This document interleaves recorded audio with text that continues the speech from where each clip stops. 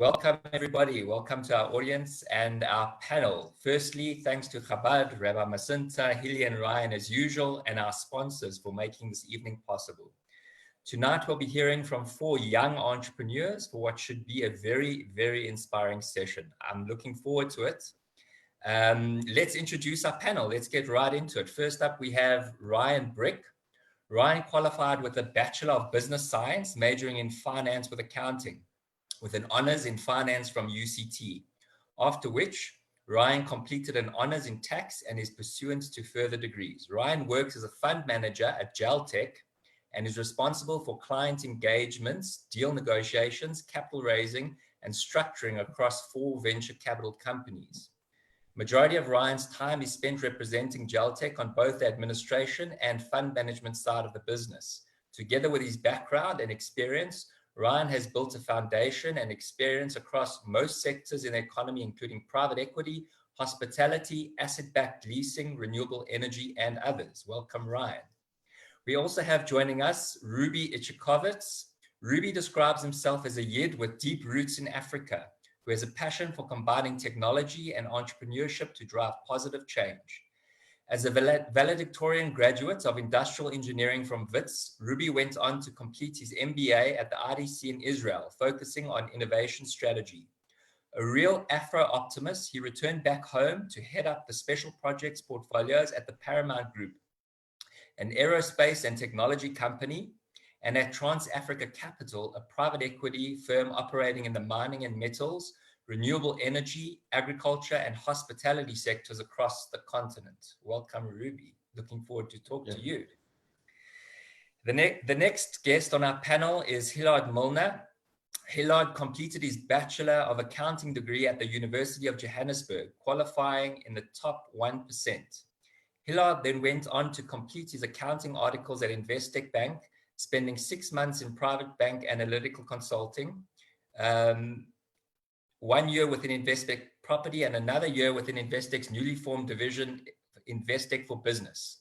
After spending 3 years rotating around the bank, Hillard developed a number of key skills within the property and finance sector and felt he had gained enough experience to explore opportunities with a colleague of his. After Investec, Hillard and his colleague Ryan Nestat founded a small tier private equity fund that focuses on property, prop tech, and tech-related opportunities. NM Capital currently have 3 portfolio companies within their portfolio and are actively looking for new opportunities within South African and the South African marketplace. Welcome, Hilly. Thanks, Ron. Next up on our panel, we have Chad Nathan, cinematographer, fundraiser, and digital marketer. Chad is a part-time adventurer and global wanderer with a passion for storytelling. His passion began when he realized he could touch lives through the lens of his camera. I'm hoping he'll share some pics with us later tonight. He has used his degree in finance and entrepreneurship to help launch his business Wild Ginger. I hope I got that right, which has brought him all around the world. He has been able to immerse himself in many different cultures, helping to bring people together one frame at a time. Wow, what a panel. It kind of makes me feel old. So let's start with you, Ryan. Can you tell us a little bit about you? I'm sure our audience wanting to know, how were you brought up? Are you married? Do you have kids? Take us through your journey and where you find yourself today. Thanks for that intro, Ryan. It was great. I suppose just to give a bit of background, firstly, thanks for having me on this evening's talk. To start off with your latter part of the question, no, I'm not married. I'm 25. I do have a girlfriend, but you just needed to clarify as you would get into trouble. And just to start off, what's a bit about my upbringing and to see where I came from and what brought me here today. I was born in Johannesburg in Oakland. So I've lived in the same household my whole life up until recently, which hopefully I'll be moving. But brought up in Johannesburg. I went to King David Linksfield, matriculated there with a really keen interest to leave home, explore what was out there. That led me to the fortunate opportunity of leaving and studying at University of Cape Town, where I lived and spent 5 years of my life. Lived across various metros across Cape Town, giving me some nice exposure. I then did, as you mentioned, a Bachelor of Business Science, did a finance honors and a tax honors, which then led me to write a thesis in what is referred to as Section 12J, and that is a venture capital company tax incentive. And that sort of led me to where I am today, and I'll slowly get there. But during my varsity years, I always really had a keen interest to make money, and I was always, trying to find any trade to make some loot to fund my spending ability, and that was across waitering, to selling fiber, to sort of trade work, that promotional work that I could sort of get my hands on and make some money. And that's where my desire of making cash and making money came into the picture. From there, I left university. I came back to Johannesburg to start off a career. Not very interested in the corporate side, despite having some interviews and trying to scope out that scene. However, I managed to, with my thesis, get involved in a bit of a startup venture capital fund sort of business with young, talented entrepreneurs, with very like-minded individuals. And through a connection of mine, I managed to get an interview there and join the team at a sort of a young, ambitious level, which maybe required a bit of work experience, but I was willing to jump into the deep end and explore that opportunity. And since then, I've been to work in that business for about 3 years as a fund manager across all the sectors in the economy, to really assist and deal with the low income earners to the high net worth income earners in the country, and just develop a bit of an understanding of our economic landscape and the small to medium scope. That gave me my taste of my VC interest and the investable interest that I have, and that's led me to where I am today, scoping various opportunities and enjoying the wave as it stands in the business that I'm working in. And yeah, I suppose that sums it up to give a bit of a background. Okay, thanks for sharing that. Let's move to you, Hilly. So we're still in the same frame. Same question. Give us a nice view of your journey. What's brought you to this point? What did you study? How old are you? Are you married? Any kids that we should know? I've got to make the same statement as Ryan. I do have a girlfriend, but I am unmarried. Okay. Just to cover myself. But yeah, also actually was at school with Ryan, studied at King David Lichfield, and then went on to do a Bachelor of Accounting degree to become a CA. Just think back, when we decided what to study, accounting degree was probably the most broad business degree you could actually get. And it also gave you a cushion and an insurance policy. So, having a CA or being a CA is quite a nice thing to fall back on, but never really my intention to practice as a qualified CA. Obviously, after studying at UJ, I was fortunate enough to get into the CA program at Investec Bank, and that allows you to do 6-month rotations around the bank, thus getting massive exposure to all the different divisions. Had the ability to live in the UK for 6 months at Investec Bank, and obviously just rotating around the bank, I've got an understanding of what I do like or what I don't like, and I could obviously learn a lot. And I was fortunate enough to spend some time in the property division, the lending division.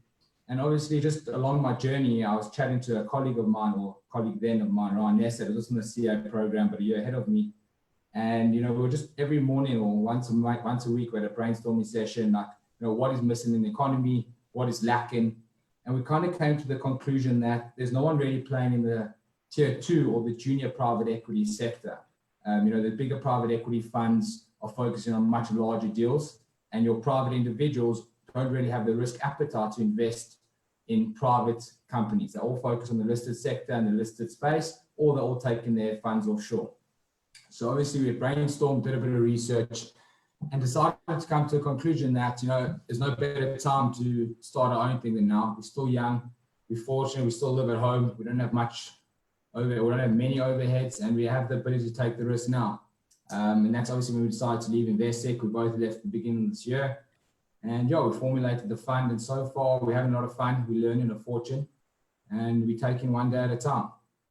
We got to exactly where we are today and take it as it goes. Amazing. We'll learn more about what you do a little bit later. Thanks for that. So, Ruby, moving on to you, tell us a little bit about your history and what you studied and what's brought you to where you are today. Sure. Well, I suppose everyone's going back to their school days. So I didn't come out of the mold of King David. I went to Crawford, which is just across the road.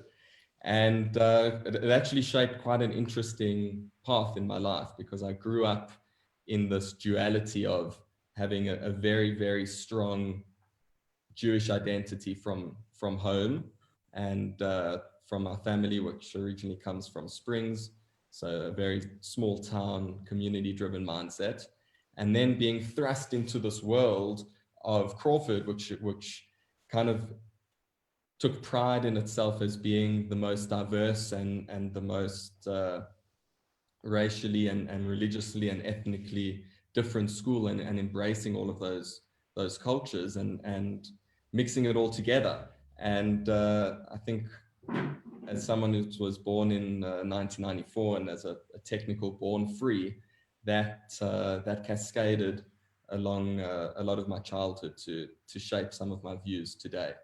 And as such, I grew up extremely proud of the history of our country, with a real acknowledgement about what injustices were done in the past, and trying to figure out ways to be able to make my mark in countering that, and in building or rebuilding society, which I think, speaking about it now, sounds a little bit profound as a kid, but I really do think that Crawford gave us that exposure and that edge.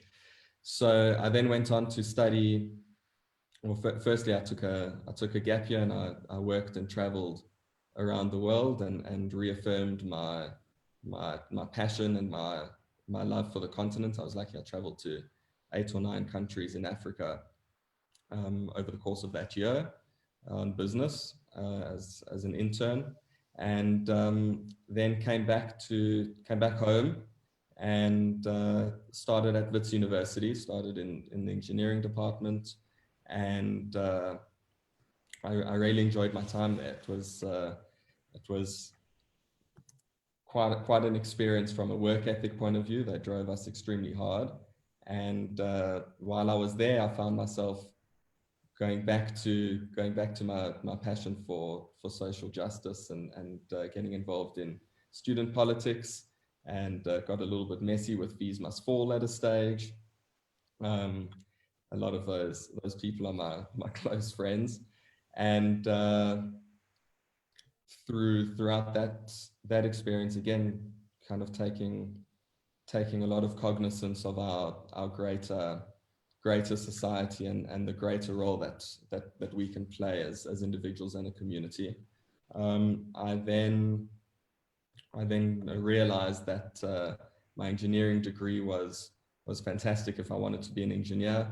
I don't want to be an engineer, so I then went on to do my MBA and fill in the missing business pieces of my education. I did that in Israel, and that then gave me an opportunity to deeply engage with the other side of my identity and my Yiddishkeit, which was a fantastic experience, and immerse myself in the culture of Israel and Tel Aviv, of the startup nation, of the hustle and bustle, and the Chad's smiling because I know he loves it there as well, of the different way of solving problems and just observing the world, and the tenacity and chutzpah that the Israelis are unbelievable at. And that chutzpah just pushed me even further to say, I belong at home, I belong in South Africa, and South Africa is the place where I believe that we can collectively make the biggest difference and really drive positivity and drive growth. So that's where I'm here now. We can get into the business side of the things that I do from day to day later on, because I think that there's some interesting tidbits to share from those observations. And thanks for including us on the panel. Okay, great. So just last two questions before we move on to Chad. So just tell us currently, what do you actually do for a living? Like what do you do every day? So I've got a very interesting title of the head of special projects of two companies. And what I learned very early on is head of special projects means becoming a home for everything that doesn't have a home. So I do all sorts of weird and wacky things. On the one side, in the Paramount Group is an aerospace and technology company. We Africa's largest privately owned defense company. We are an OEM, an original equipment manufacturer for all sorts of fancy aerospace and military tech, right from a clean sheet design aircraft, which was designed and built and developed here in South Africa, that has massive global potential, through to land and sea, keeping troops safe on the ground and protecting the waters from piracy. And on the other side of the spectrum, at Trans Africa Capital, we are a private equity group working across the continent in some 14 odd countries across multiple different sectors. A strong focus in mining and metals and natural resources. Oil and gas touches a little bit on that, but that side of the business has actually pivoted quite substantially to renewable energy, and being power producers and infrastructure builders. And other activities include agriculture, include tourism and hospitality here in South Africa and up in Africa as well. Again, just allowing us to share our passion for Africa and to share the beauty of what Africa has to offer. Interesting. And a large focus of what I personally do is on new opportunities and technologies, and finding innovative uses for them. Have a lot of Zoom calls with guys in Israel with fantastic Israeli technologies that are looking for a market, and really enjoy engaging with all sorts of people here at home with fantastic ideas, and finding ways to invest in them and back them and let them flourish around the continent. Great. And last question is, I see coming in from the crowd. Are you married? I'm not married. There's a bit of a theme. I'm not married. I've got a lovely girlfriend. We've been dating for a while, but no wife and no kids. Okay, good stuff. Thanks for that, Ruby. Okay, Chad, moving on to you. Give us a history of Chad, Nathan. Tell us about yourself and what's brought you here. Perfect. Thank you, Ryan. Again, how's it to all the attendees? I don't know why I just looked to the right. I can't see anyone. And how to all the panelists, epic to be a part of this epic Zoom call.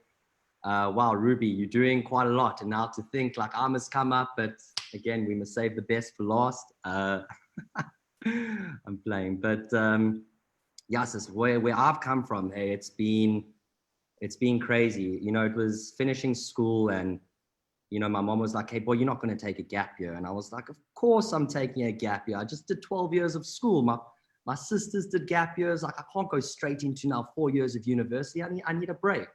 So I go on this gap year, and we called it Vibe 12, right? And it was me and my two best friends, and we went to Israel. We stayed in Tel Aviv. We got jobs being bartenders, working in hotels. And I mean, again, it was a gap year. Then I went on Camp America. I was a swimming instructor for 3 months. And then we traveled Europe. And traveling Europe, we decided to, we were in the east of Europe for some reason. And we were bussing around in Europe. And I got very, very ill on my gap year. I actually had an abscess on my neck over here, and I had to have an emergency operation in Budapest. And I didn't understand what was going on. You know, we were just jolling and doing our thing as 19-year-olds would do, you know. And at the time, it was so bad. I went to go see a doctor in Budapest, and the doctor said, first of all, I walked to the hospital. I have you know that. I didn't want to spend money on a cab. And I walked to an ENT. From the ENT, I walked to a hospital. And this old lady was in front of me, and I was lying down, and there was free tea. And I was just drinking the tea to soothe my throat, because I had like an augmentum stuck in my throat. And then, sorry, long story short, because I can hack for the whole night. So you must cut me if I go too long. But this doctor, Sarah, comes out and she saves my life. She says, Chad, you have a lot of pus in your neck. So now I'm having a bit of a laugh at her. I'm thinking, what do you mean I've got pus in my neck? She says, no, you've got a lot of pus in this neck and it has to come out. Now I'm having a full laugh. I'm like, listen, I'm not having an operation in Budapest. I'll go to France or I'll go back home in South Africa. I've got 2 months left of my gap year, going to Amsterdam. I can't. She says, Chad, this can be fatal. You have to have it now. Phone Neville Kaplan, my GP. GP says, let's get Karen on the line. My mother is having a full-blown heart attack, a Jewish mother. My father's having a chaplet. He's like, what is wrong with you, man? And then anyway, guys, I end up having this operation. It was very hectic. And I just phoned my parents. They were getting emergency visas. I said, Dad, if you come, just don't bring Mom. Because if Mom comes, that means I have to go home. And he was like, I won't bring Mom. Bittersweet moment. Mom walks through the door in Budapest and she says, it was so nice to see her. But I thought, now that my mom's here, now my gap year is cut, it's done. I thought I was strong enough to carry on with this trip. And it was the other way around. My dad was like, that's it, pack your bags, you're going home.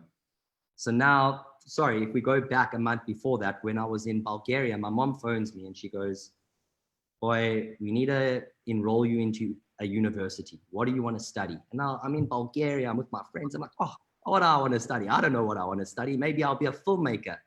How are you going to make money making films, what are your friends doing? All my friends were CAs and actuarial scientists. I mean, I didn't do accounting in school. So I was like, oh, well, I don't know, sign me up for a BCom. I didn't even know what that entailed, a Bachelor of Commerce, but it sounded, okay, this is what all the yids are doing. Mr. Chad Nathan is going to do a BCom. So I get back, I got into the University of Johannesburg, and it was a very intense, like going from a gap year, living back at home and doing university. And I did my 3 years of university, and I'll have you know that I smashed it. And I can't, because I never could do maths. I just wasn't such a big achiever in school. But at the same time, I had spent a whole year overseas, and I wasn't even in, like, my creative side wasn't there. And I just thought, I bought myself a camera because I saw this guy in a festival. He had a GoPro in his head. I stopped him. I was like, what is this? And he was like, it's a GoPro. And I just was thinking, imagine recording your life, point of view, okay? How epic it would be to record all those moments. I buy myself a GoPro. I go to some festival in South Africa called Swedish House Mafia. I make a video, gets 30,000 hits. When I look back 7 years at that video, it is shocking. But at the time, people were raving. Have you seen Chad Nathan's video? Have you seen this? Have you seen that? And then I got onto Instagram. And then with Instagram, I changed my name from Chad Nathan to Ginger with a GoPro. Because I mean, I got this GoPro. Now everyone was like their name. And I was like this kid who just like changed his name. And it was a little bit different. And I started growing a following. And now, guys, if I take it, I got Instagram in 2013, and now in 2020, I've somehow managed to grow it to 25,000 followers. And I've used my platform on Instagram. Sorry, and then I did a honors degree at Vega, doing my BCom honors in strategic brand management. Again, I'm just doing it, but I'm just like, okay, I need to move to Cape Town. I need to be by the mountains. I need to be by the ocean. And I started my business Wild Ginger. At the same time, my father's saying, okay, boy, are you going to come to Germiston, come take over Motor Radio? And in the back of my head, it's what I wanted to do. But I thought, geez, I'm having so much fun. I've got something here. People are really enjoying the content. I'm making videos. And all of a sudden I was going over, sorry, someone sharing here. Is this me? Wait. No, carry on. Oh, sorry. I don't know what was, sorry. I worked out in my head, if I can travel for free, because I had so much fun on that gap year. And it was, even though we were living on the bare minimum, we had the best time. And then all of a sudden, my career took me where people were like, Chad, we're going to pay for you to come to Israel, or Rabbi Masinta. I did work for Rabbi Masinta. I did work for Miracle Drive. I'm sure some of the attendees have definitely called you up and said you're winning a car. And me and my friend Justin Gilman, and I'm like, listen, Richard, you've just won the Nissan. He's like, what? What do you mean? And I'm like, no, well, you can win the Nissan if you buy a ticket to Miracle Drive. And he was like, oh, and that's like where, and then went to New York with Hilly. We had a great time, and just that whole thing of like, and that's my biggest thing, get out if you can, and you can travel. Then I was living in Israel. I was doing work for a few different companies there. And then I was in Mexico. Yeah, I actually I think in my previous business, we actually hired you a couple of times. So I'm well acquainted with your work. That's amazing. I want to move on because I know you've got some stuff to share with us. So I'm going to ask you to maybe share it in a little bit. So let's move on a little bit, and I'm going to come back to you. So maybe get those pictures ready for us. I see that there are questions coming in from the audience, so I'm going to continue to ask you to send them in, and we'll answer them in a little bit. Ryan, I'm going to move on to you next, but before I do, I just wanted to, I thought this was quite a good one. So a banker, an accountant, an engineer, and a cinematographer walk into a bar. What do they all have in common? They're all movers and shakers. So that's why we're here tonight. So I think what's amazing is that you guys are all so young and have already accomplished amazing things. And I guess that, some of the audience who are also young, and I guess some who are a little bit older, really want to understand your view of the country.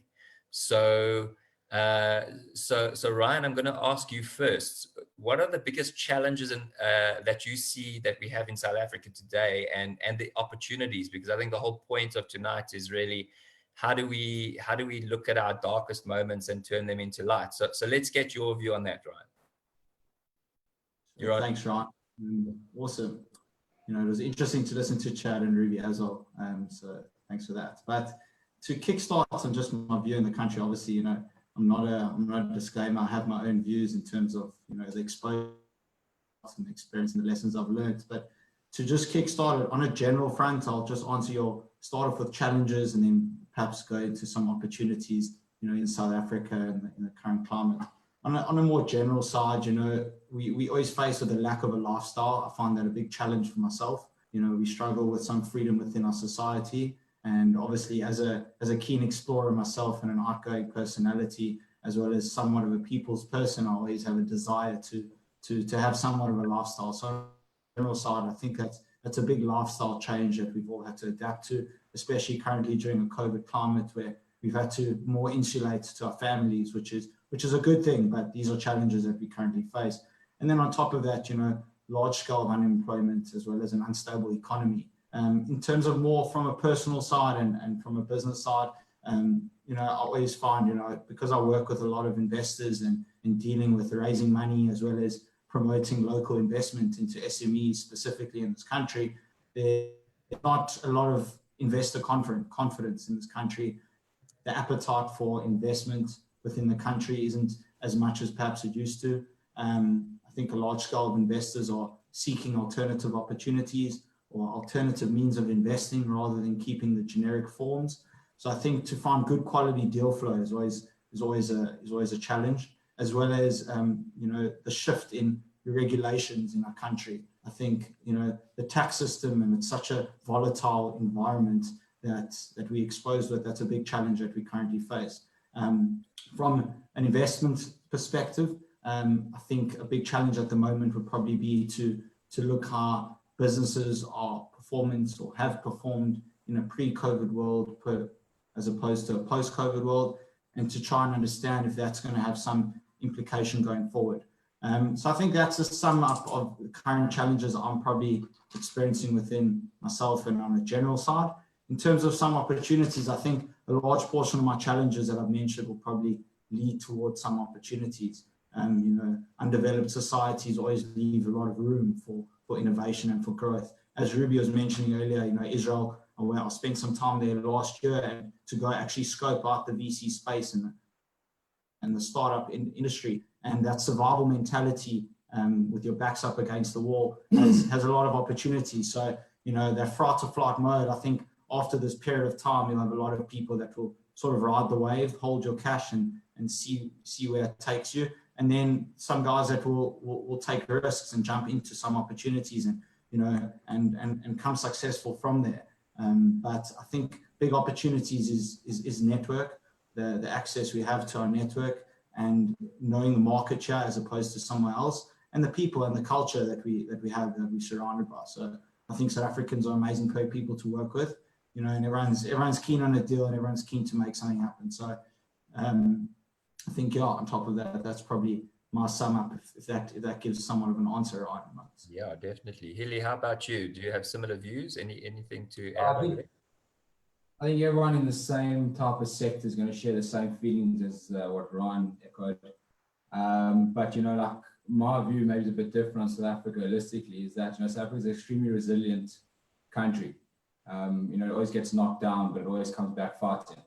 And I know, like the Rabbi always mentions, the Rebbe always said South Africa would always be good for us and good for people into perpetuity. And I think, that's the mentality people have to take going forward, especially if you want to live in this country, and especially want to change investors' minds and understanding of what the risk really is in this country.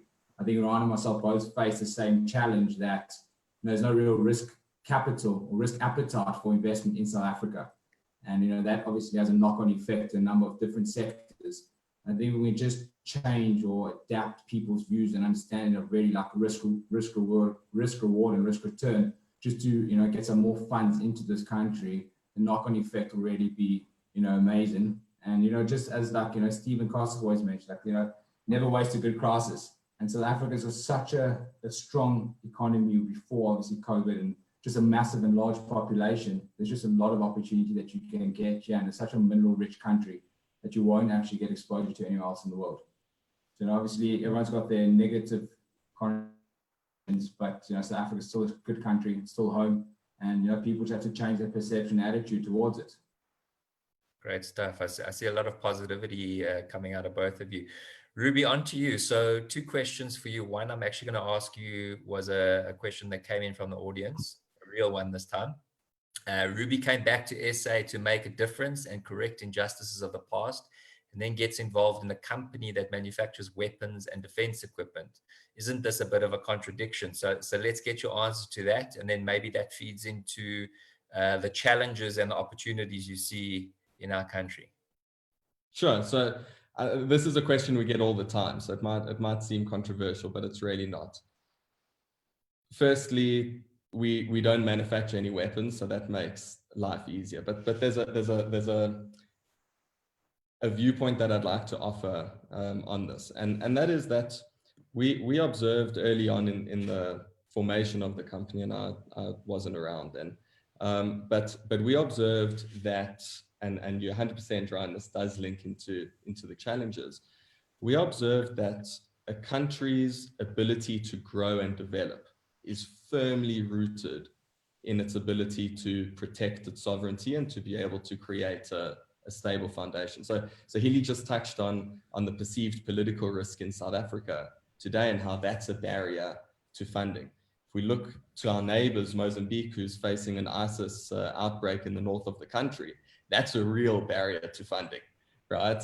That's a real barrier to growth. And over our 25 years of existence, we've worked in 42 countries around the world. We only work with sovereign governments that are mandated by the UN to be able to work with us. And we've seen fantastic growth. We've seen conflicts in general in Africa come down to the lowest they've been in the last 50 or 60 years. We've seen 6 out of the 12 fastest growing economies, I think it was last year, of GDP growth rates coming out of Africa, all of them being transformative, where they had conflict and they've now progressed past that and been able to secure their their sovereignty and to secure their borders and to make sure that the institutions function properly. And we take things completely for granted in South Africa. And it's interesting also around the survival mode of the Israelis. They live on the edge. Their threats are real every single day, and it drives a lot of the culture. But at the same time, it also means that they have one of the most powerful militaries in the world, because they realize that the only way of supporting that environment is to be able to secure their sovereignty. So I'd like to contradict this and say that the defense industry is actually one that is developmental and that supports governments and economies, and has amazing knock-on effects throughout the economy, because we're engaged in the highest level of technology and development there is in South Africa. The trickle down back into the commercial world is quite amazing. That's a good answer. Thanks for sharing that insight. And maybe talking more specifically about some of the challenges and opportunities that you see, both in your sector and I guess in general in the country. So I'm an engineer by nature, so I like numbers, and one of the projects that our family foundation embarked on last year was the inaugural African Youth Survey, where we went into 14 countries around the continent, and we had 4,200 face-to-face interviews. We partnered with a British research firm, and we produced a book and a report that went into how our generation is perceiving the future in Africa, and where the challenges are and where the opportunities are. And it's interesting to see how, my personal views and those that came out in the research are not the same, but there's obviously a large overlap. One of the great things that came out of this research was quite a strong sense of Afro-optimism. South Africa, interestingly, was at the very bottom of the scale. South Africans, in quite a few different metrics in the survey, came out to be more pessimistic about the future, placed a far higher importance or realization of the dangers of corruption and the dangers of political instability. But overall, in general, the youth feeling that communities are going to drive positive change, that technology is going to drive positive change, and for example, 79% believe that Wi-Fi is a fundamental human right, which is quite an interesting way of putting it, and a mindset shift. Wow. And where can we get hold of that research, by the way, Ruby? I'll find a link to the website, and I'll pop it into that'll be good. I'm sure our audience will appreciate that. That's some interesting insight. So I'm going to move on to Chad. I see the time is eating itself. It's time flies when you're having fun. Chad, from your story earlier, it was really inspiring to see how you took an event that was made very negative and I guess had some profound impact on your life, and it kind of moved you to finding your passion. And I think, there are not a lot of people in this world who can say that they actually practice their passion every single day. So maybe it would be good to hear how you've,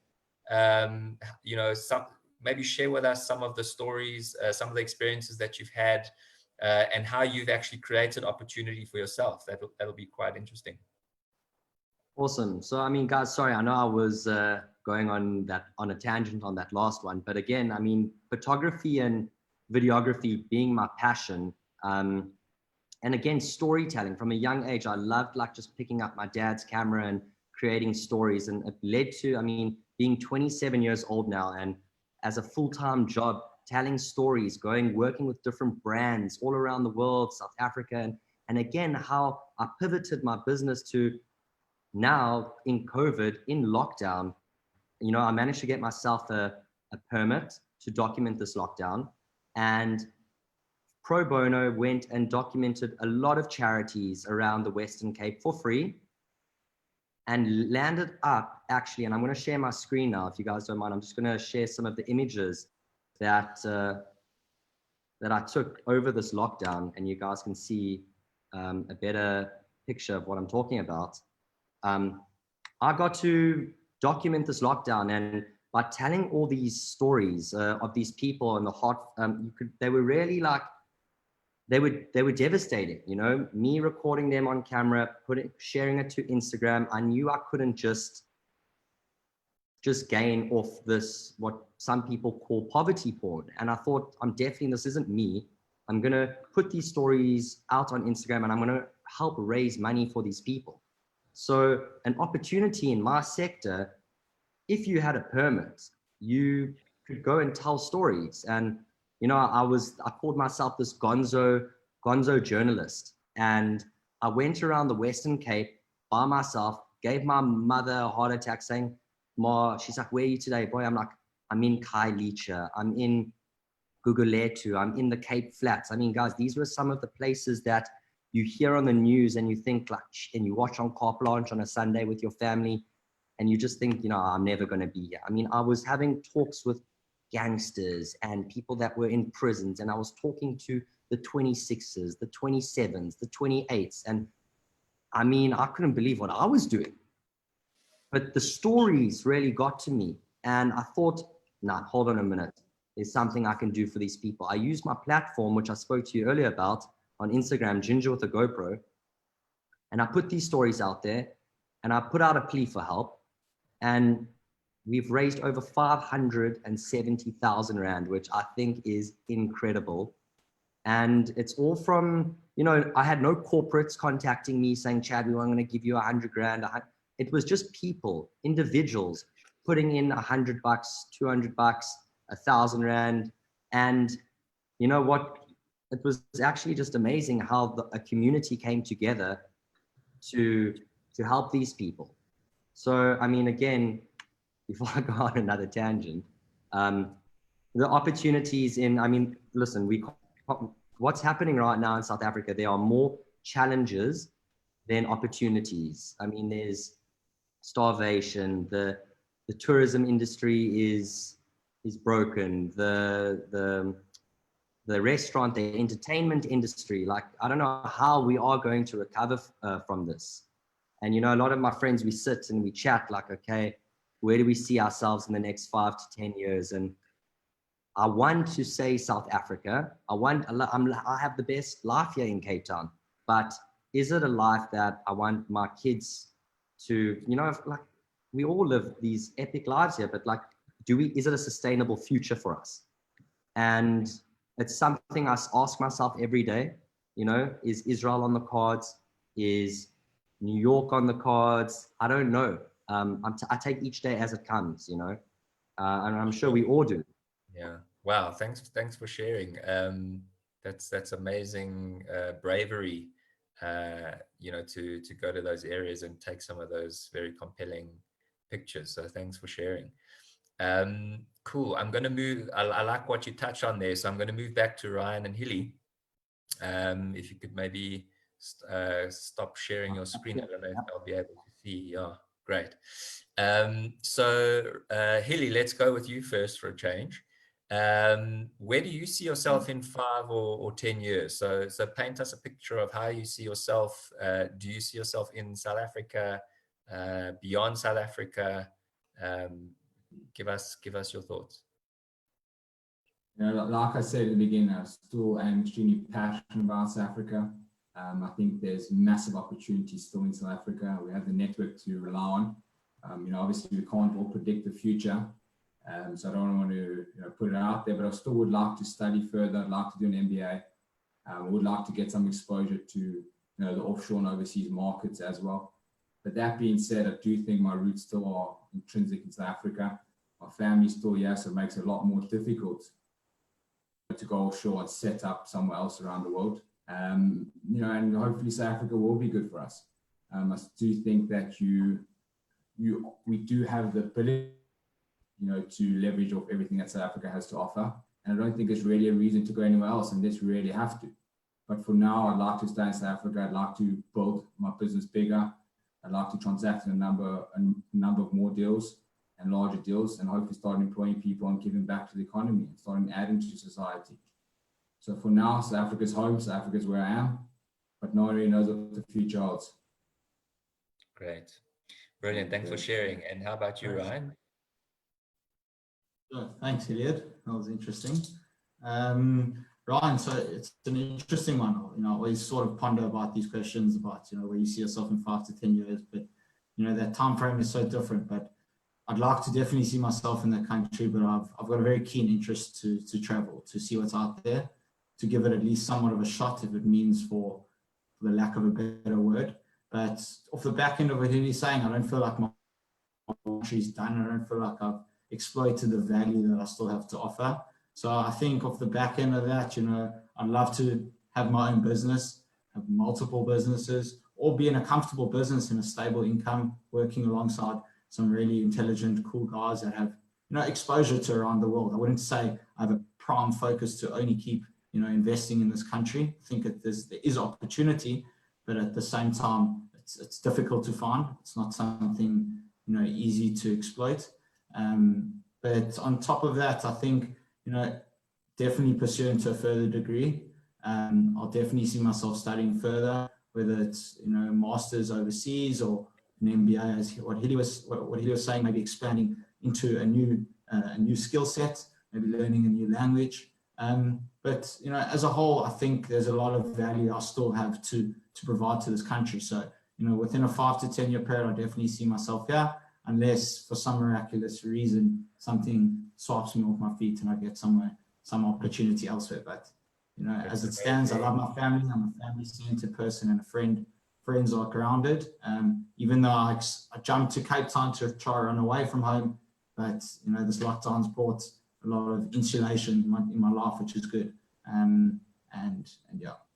Great to hear. That's great positivity for our countries from our young movers and shakers. Ruby, how about you? Give us a view on where you'll be in 5 to 10 years. 5 to 10 years, I'll be firmly planted. I don't know if it will be Sandton or if it will be Melrose, maybe Oaklands, but I'm going to be firmly planted here. Not Edenvale. I don't know. I didn't get my passport renewed. But I mean, I think I've made it clear. I'm a real Afro optimist. I see South Africa as being a fantastic launching pad to the rest of the continent. From the macroeconomic point of view of just the sheer population growth and driving those economies to turning some of our challenges into our biggest opportunities. You know, the exchange rate is terrible to some, but can be an absolute unfair advantage to others. We just have to be agile enough and have a mindset to take advantage of it and to use South Africa as a springboard. I think that our Jewish community is unlike any in the world. I've been privileged to spend significant amounts of time in communities in Israel, in Sydney, in New York, in Los Angeles, in London, or around the world. And there's just this fantastic mix of, on the one side, Healy mentioned it from a network point of view, on the business side of things, an incredible business network, but on a Yiddishkeit side of things, this amazing mix of having rabbis like Rav Masinta and others that have these communities that are embrace all sorts of different jelly tots within them and make us all feel at home and give us a real natural home that I think is far harder to get elsewhere. And it's amazing. I love your comments about our community. I really do think it's a special place to be, and you know, it supports us in making these decisions. So I think as we start ending off, let me add on to that, Ryan. Just a quick comment. I took it completely for granted growing up. I went to a non-Jewish school. I went to Sandton Shul. I took it completely for granted that this is the way it is. was only after immersing myself in other parts of the world that I managed to look back in and to see what we have. Wow. And Thank you. Ruby, Thanks. right, I'll just quickly carry on Ruby's point.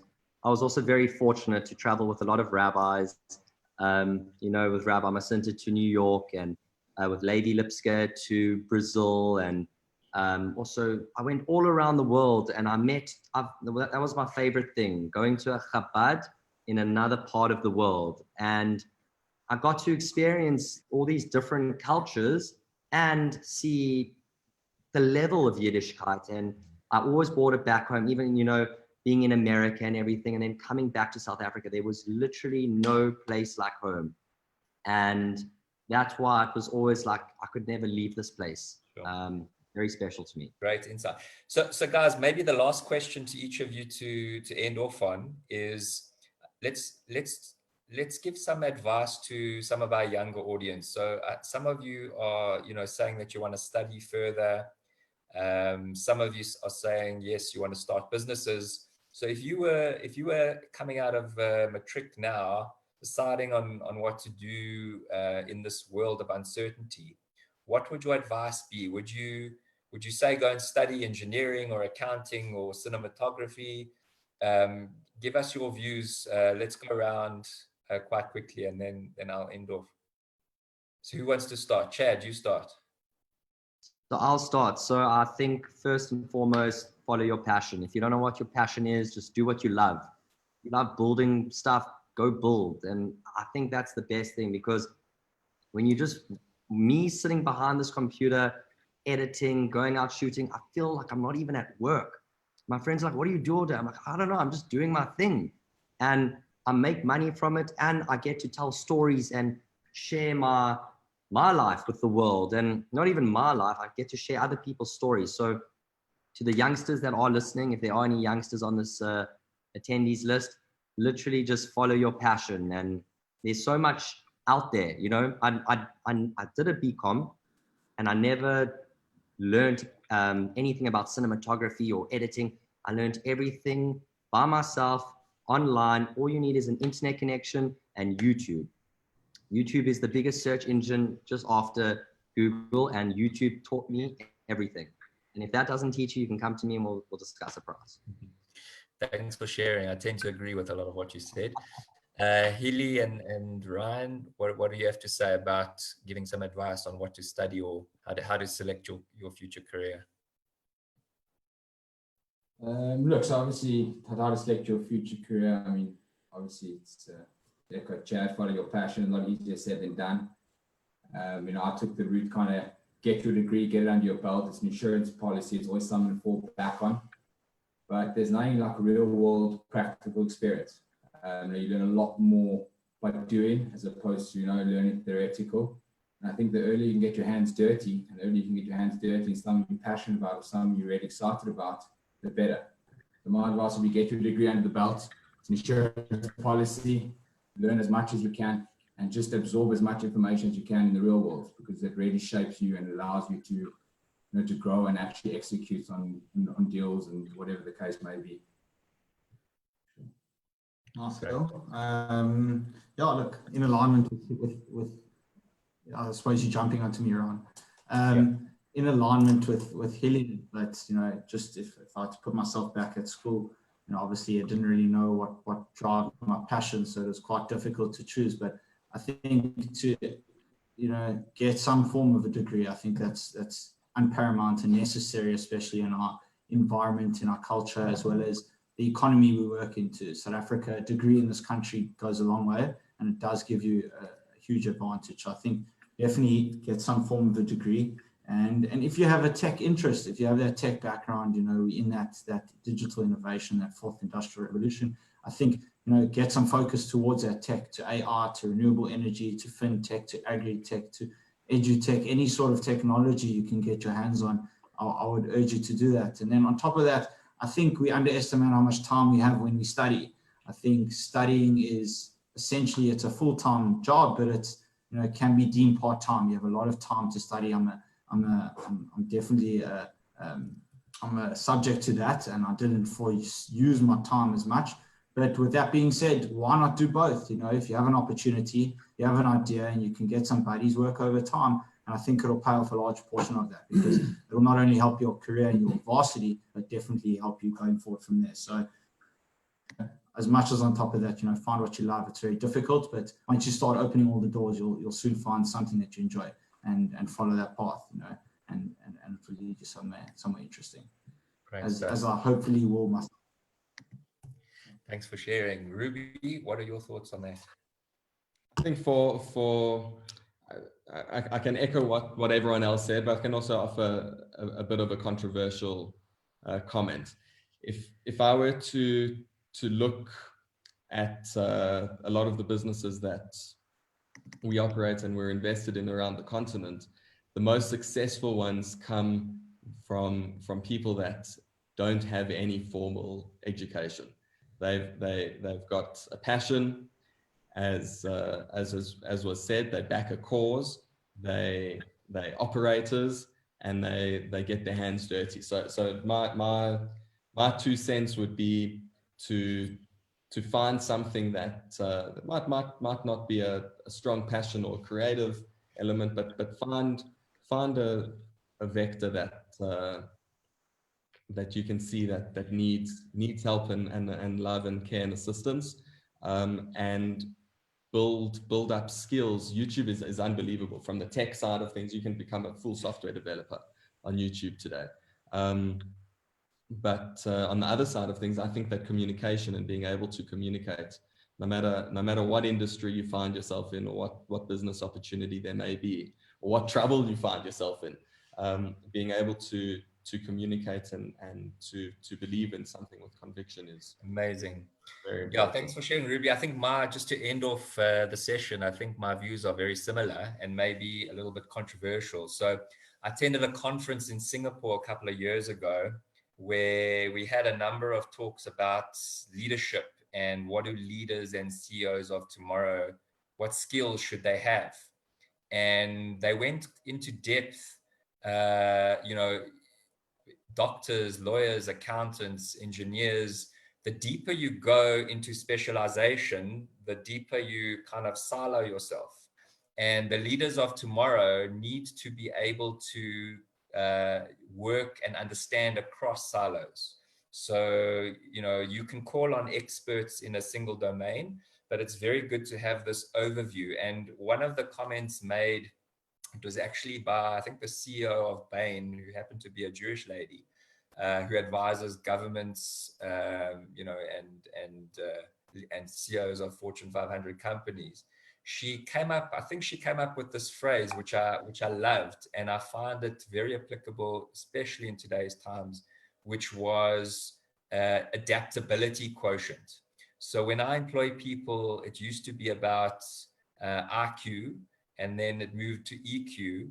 But even more, you know, in today's times, it's your ability to adapt to changing environments. So throwing a problem at somebody who doesn't necessarily study that particular topic, but can do some research and come out and solve those problems.